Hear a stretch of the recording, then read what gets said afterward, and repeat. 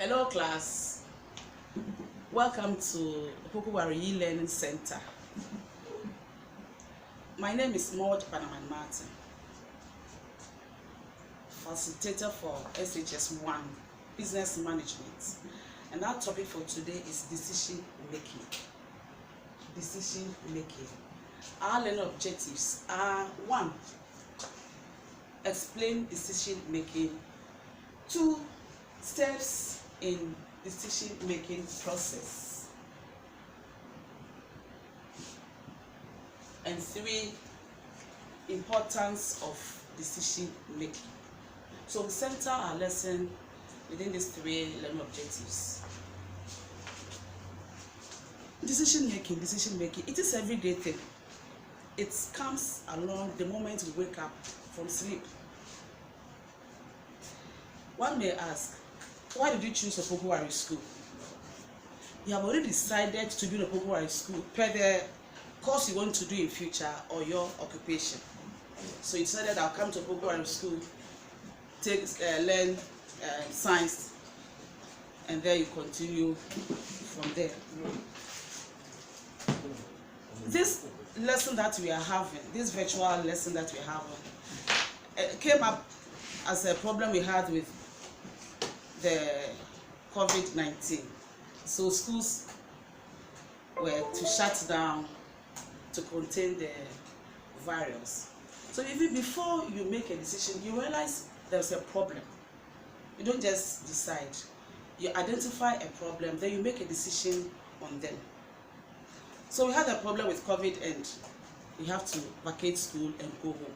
And we decided that we can't stay at home till it subsides. Therefore, let's be proactive and have this e-learning for our students to be abreast with. So when you come back from school, learning will not be that difficult and boring. Again, we say that before you even finish school, as you go through your course, you might have decided to be a teacher, a lawyer, a pharmacist, a nurse, or whatever. You have a lot of occupation. Which one do you want to be? More or less becomes a problem for you to solve. You don't want anybody to take that one for you, so you decide on your own. So decision making is an everyday thing. Opokuwari School realize that if you don't have a timetable, anybody you will come to school wear any dress at all, and that will cause chaos. So we have timetable to tell you which subject you have today throughout the week.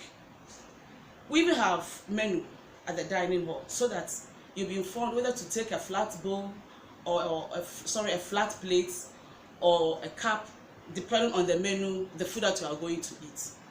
If you look at it, our culture, we know what to wear when. Wednesdays we have our attire, the clothes that we wear on Tuesday and Mondays. So at every point in time, you decide on what to do to make living and life better. You don't do things haphazardly. So decision making, it is an everyday something. Without decision making, life is empty. Life is empty because per your timetable, I'm sure you have the books that you brought in for the lesson.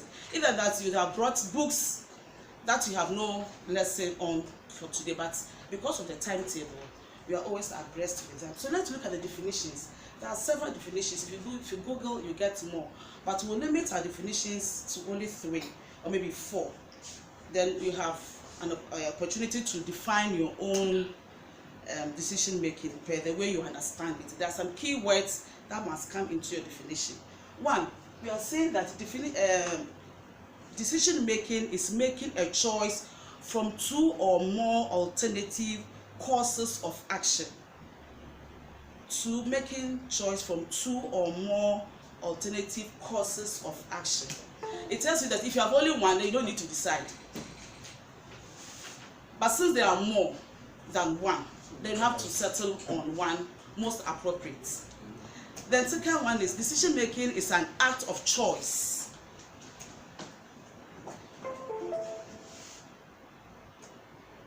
By which an executive selects one particular course of action from possible alternatives from the attainment of desired end. or as a solution to a specific problem. I'll take that one again.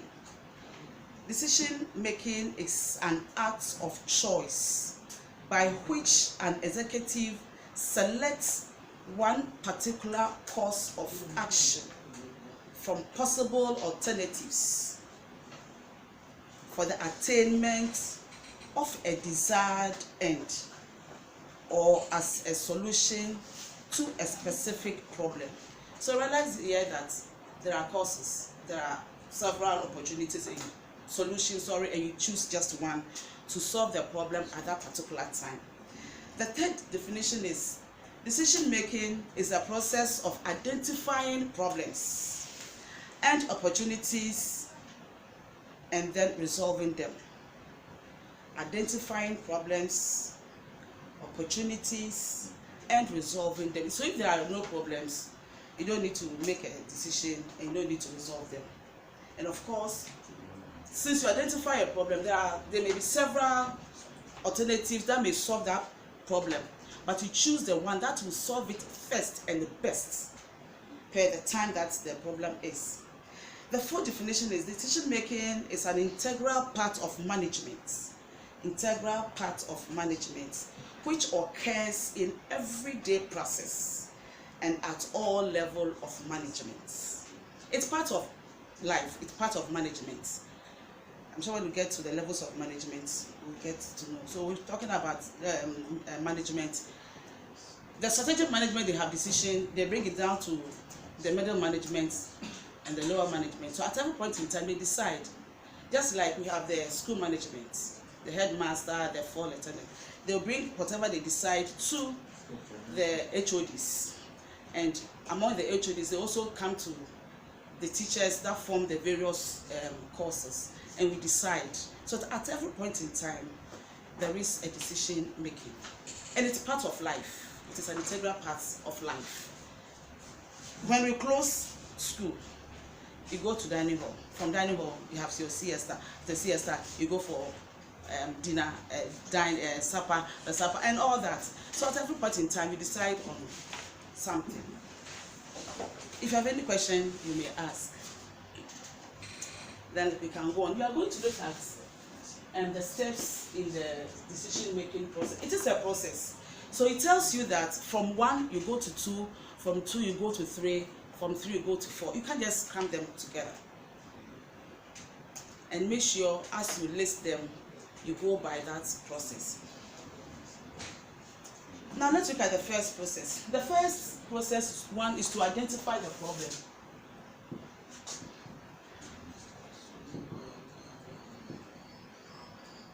Identify the problem.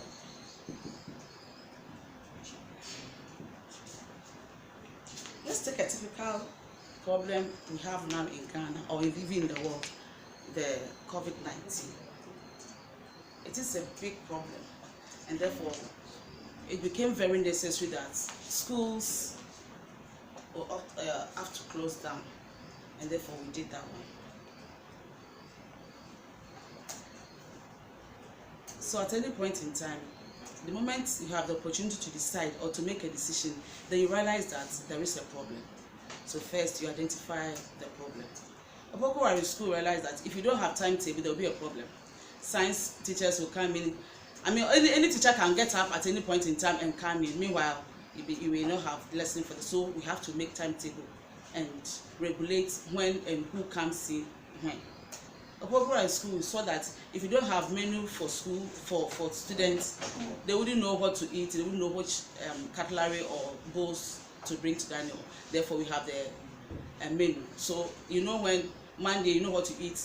Tuesday when you know what to eat. We identify a problem.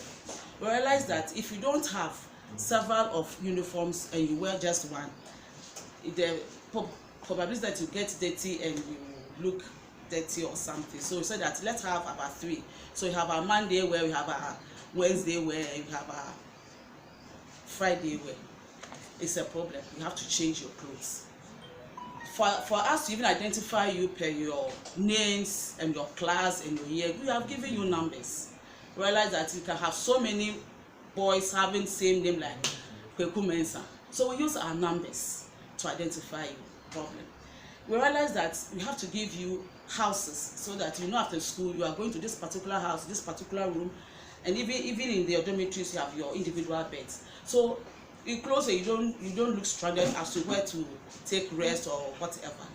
Problem solved. So one, you have to identify the problem. Two, you have to analyze and assess the problem. Let's look at the COVID-19. Diagnosing it, analyzing it, they are saying it's airborne, they are saying it affects the aged, they are saying it affects more of the white, they say it affects those in the cold climate, and so forth. And so we have to know what actually the nature of this virus and deal with it. So you just can't say we have COVID-19 and just take any precautionary measures. Whatever you take must suit solution to that particular problem. So you analyze it, you diagnose it, and you assess the problem before you come to making a good decision. When you realize that it's a virus and you know the nature of virus, how to deal with them, you gather more information on how to deal with viruses, then you can tackle the COVID-19 with all tactfulness. Now I realize that we said we should wash our hands every 20 minutes.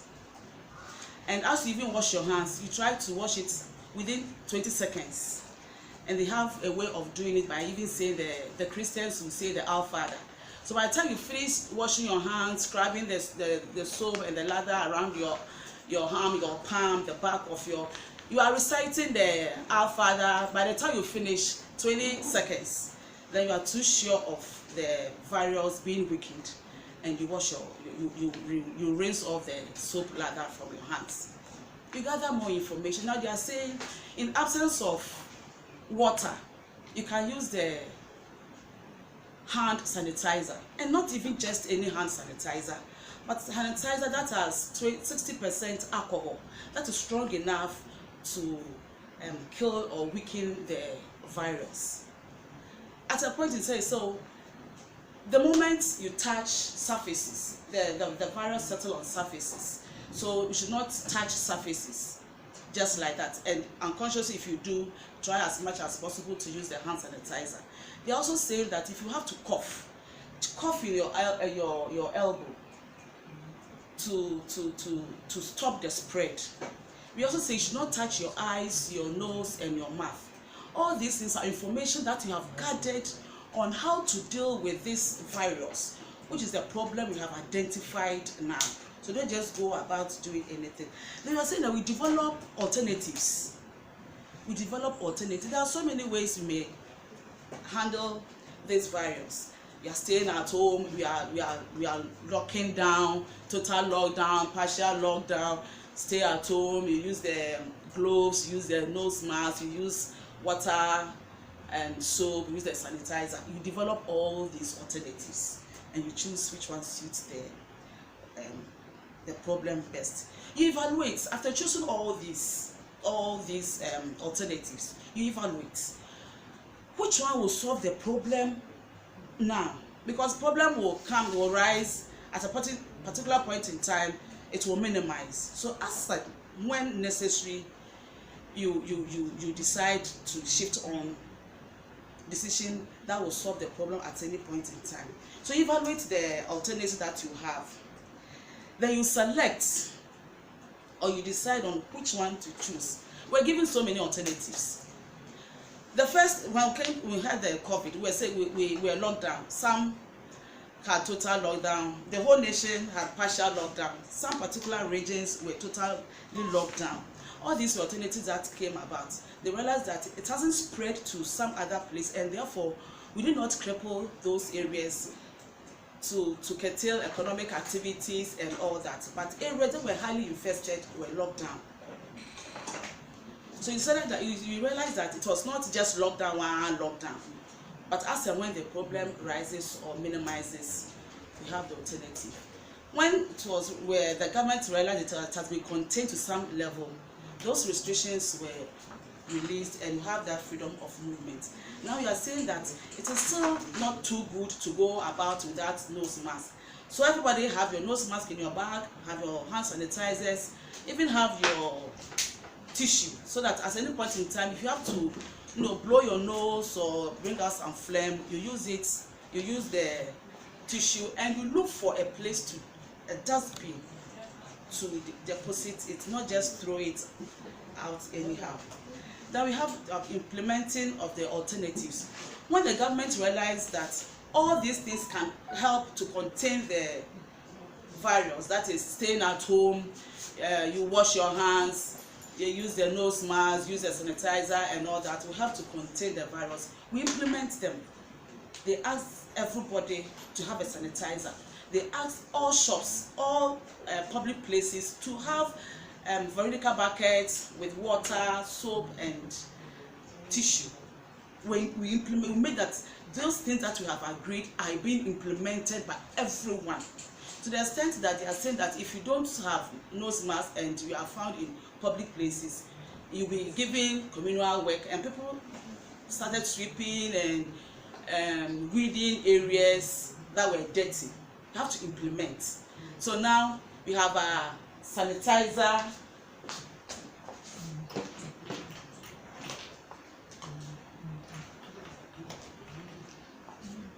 we have a hand sanitizer, we have methylated spirit. Spirit too is good because it has some high level of alcohol.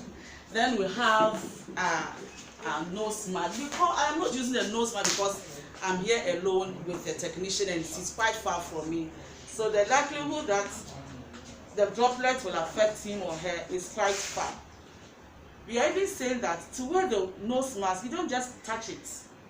If you want to wear it, you hold the two elastic and straight away on your ears. If for any reason you have to take it off, you remove it from one side. The moment you wear it, you don't touch it again. If you touch it, then you have to use your hand sanitizer after touching it. Other than that, you wear it and you take it off. When you get home and you are taking it off, the moment you take it off, you make soap solution and you dip it in. You wash, you dry it, and you hot iron it and put it in a small poly bag and tie it to prevent the virus from getting it. So you implement all these things. If you have the alternative and you don't implement it, you still have the problem at hand. And 3, you have to evaluate. There's a need to evaluate. We are trying to contain COVID-19. So in those days, we said partial lockdown in some areas of the country. We evaluated it well that it has been contained in a way. So let's really release the restrictions. So we're asked to go out. Now this time you have to use a nose mask and whatever. At any point in time, you have to evaluate. By evaluating, you look at the problem and see the solution that you took. That is it bringing desired results. If not bringing desired results, then you have to change your ways. If it's even bringing desired results, then you also have to change certain things. So when you realize that COVID-19 was at its peak, we closed all schools, we closed all churches, we closed all mosques, and even all public places, including the market. You realized that the market was becoming a problem. So the evaluation they took was we'll run shifts for our market women because man must eat. And if you close the market, we can't have food in the house. So they made a card for our market women and they were running on shifts. If you come 3 days, the green card will also come 3 days, the yellow card also come 3 days. So as and when necessary, you have to evaluate your alternative. Now we are saying that the restrictions have been released. We can't still crowd in a particular area. So vehicles, they take less the number of passengers they were taking some when we didn't have COVID. So now if you even bought Toto, you realize that instead of 2 passengers in the seat, they are taking 1. And there's only 1 passenger in the driver's side. So wherever you go, they are trying to minimize crowd. If you go to the bank, only 25 or maybe 10 will go in, depending on the banking, the hall space will go in at a time, and you go there, water, soap, whatever is it. So at any point in time, you have to evaluate your problem. Now we are thinking that we'll be released to go to church, knowing very well that the government has evaluated the alternative that you took, and you realize that maybe the COVID has been contained in a way, so we can assume go back to our active days. Students will come back to school, Muslims will go to mosques, Christians will go to church, and all that we are thinking of, because we're thinking that it has been contained in a way that it can be managed well. So at any point in time, you have to evaluate your alternative. Either it is yielding results, and even if it's yielding results, and the need for you to be flexible, you do that. If it's not yielding result and you have to be stern, then you do that. You don't just leave it that I have chosen this one and therefore that's it. No. At any point in time, you have to evaluate your alternative. Now let's look at the importance of decision making. It is very important to make a decision. When you bring it to our management level, business level, it helps you to allocate resources. Let's look at what is even happening now. Government didn't have any budget for COVID-19 because nobody knew we were going to have it. But quickly, they created a fund and people are donating into it. A lot of NGOs, individuals have contributed into the COVID fund, and therefore now we have money to buy PPEs for our frontliners and the rest. Those even like all those who are even giving treatment for COVID, it's free. It's free, and it's because we have the resources to it. And again, government at any point in time to budget, any government, just like your parents, they gave you all the things you need, your gari, your shito and all that. They know very well that the school will feed you, yet they gave you these provisions and gave you some money. So at any point in time, you should have some reserve for emergency. So yes, government didn't know COVID-19 was coming, but it has some amount which of course will not take full care of COVID, and therefore they were proactive to have a fund for people to donate into the fund, which is ongoing. So you can ask your parents to donate if they can. Then we're talking about negotiating with labor on condition of service. It's happening live here. I remember one professor said teachers should not be paid full, should be paid half, 50% of their salaries. Some lawyer also said that teachers should be paid 70% of their salary. So negotiation. Now government says schools should be open. Teachers are saying that we'll be exposed to the virus, and therefore consider us as frontliners, because you don't know the students where they are coming from, where they stay, and they'll be boarding trotro. When during break you'll be playing with your mates and all that, and the likelihood that there will be infection, teachers will mark your class exercises. So, and I've told you that the virus settle on surfaces, books, clothes, and all that. So as teachers come around to help you do your exercises and other things, teachers may also be contacted. So we are saying that if you want us to come to school, then consider us as frontliners. And the third one is assess management to achieve set goals. As you realize that I think twice in a week you hear the Minister for Information come to give us briefing, and I think 2 weeks or even once in a month you hear the President himself come to give us updates of the COVID-19. So they do assessments to see where they have done well, where it is going wrong, and what to do and what not to do. It also enhances discipline and coordination among workers. Discipline, the word is discipline. You realize that people were being punished. Some were withdrawn from buses because they were not using nose masks. You make sure that whatever put in place, and you see, we go to some places because the person did not buy the sanitizer. You see the person pouring plenty sanitizer, more than necessary, and will be slipping off. Or somebody will use plenty soap to wash. There's a word is discipline. You make sure that whatever measure that has been put in place, discipline comes in.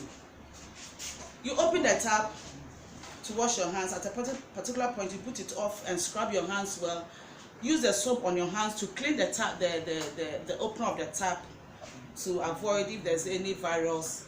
Close the tap, you scrub, then you open again, you take your tissue, you clean, and you put it in the, you don't just clean it and throw out. By the time you throw out, you realize you'll be littering around too. So the word here is discipline. You must be disciplined with every little resources the government put in place. And three, we said that is to respond to changes in business environment. We didn't think of COVID. Now there are a lot of changes that we have to respond to. We are going to reduce the number of students in class. We're going to reduce the number of students in the dormitories. We're going to reduce the number of students at a table, so that we will try to contain the virus all the same. The more you come closer, the seriousness or the likelihood that you will be infested with the virus is about 50% high, and therefore you have to respond to changes. If you ask you not to handshake with your friends or mingle, not that we don't like you to make friends, but there's a problem you have identified and you are trying to solve. It also encourages modification and to meet challenges. If you look at this COVID, it has its positive aspects. Now we are observing personal hygiene. How often were you washing your hands? I'm sure a whole day when you come to school, you don't even wash your hands. Even when you go to dining, because you're going to use food, you don't even wash your hands the whole day. But now we are saying that you have to, it's encouraging modification now. Hand washing has become part of us. If you meet everybody, I'm sure 10 out of maybe 9 out of 10 has hand sanitizers. They have nose masks. So even with this, there are some positive aspects of it. With this COVID, just to make fun, we've realized that there are a lot of fake pastors. Hitherto, they have solution and medication to all ailments. But when it came to COVID, where are they? They are even running away from their congregants because they are afraid of being infested by the virus.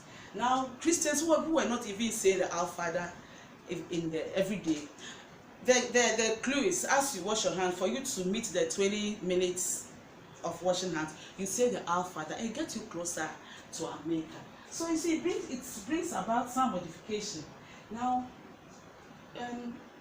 you use the tissue more often because the virus settle on fabrics, and they are even saying that if you remove your nose mask, you don't wear them again because the virus settle on fabric. Now we are now using tissue, and after usage you put it in a dustbin to contain the virus. He said that it also helps management develop process of operations and follow them. With time, the headmaster will come around to see if we have water in the buckets, if there are soap, if there are tissue, if you have enough sanitizers, if we are wearing our nose mask and all that. Make sure that all that management has put in place to develop all these things to contain the virus is being adhered to, so that we'll all go home safe and sound. So for our learning objectives for today, we have explained decision making. We are saying that it's a matter of deciding on 2 or more alternatives to choose one that will solve the problem. We are saying that it is a process. You can't just mix them up. So we have to identify, you have to analyze, and all that steps that we discussed. We also talked about the importance. Of course, it is very important to make decisions, either that things will be done haphazardly. So we finish with our lesson for today. We hope to meet again next week. Before we meet again, read on the difference between programmed and non-programmed decision. Program and non-programmed decision. And parties in decision-making process. Parties in decision-making process. I hope you've enjoyed the lesson. I hope to see you. Stay home, stay safe, and be good. Learn hard. When we come, we just revise on what we have done here and move forward. Thank you very much.